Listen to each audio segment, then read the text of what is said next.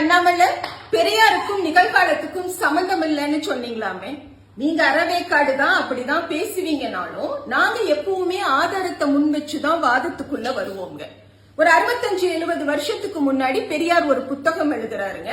அந்த புத்தகத்தினுடைய பெயர் இனி வரும் உலகம்.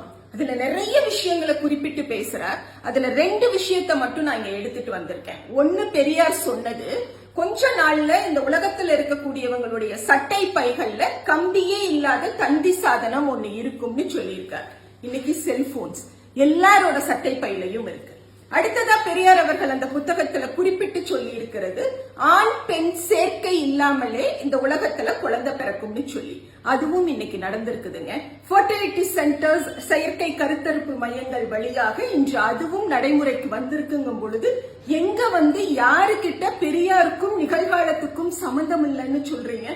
ஆதாரங்கள் இல்லாம இன்னும் எத்தனை பொய்களை தான் கொண்டுட்டு வரலாம்னு இருக்கீங்க?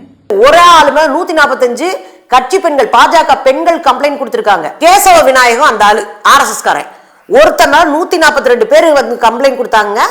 இவங்க பேசுறாங்க பேச்சு. அப்புறம் ஒருத்தன் பூஜை ரூம்ல உட்காந்துட்டு என்னமோ பண்ணிட்டு இருந்தானே. இந்த கும்பல்லாம் பாலியல் சுருண்டலை பத்தி பேசலாமா? இந்தியா முழுதும் பாலியல் சுருண்டலை பக்காவா பண்ணிட்டு இருக்கிற கேடுகட்ட ஒரு கட்சி இந்த கும்பல்.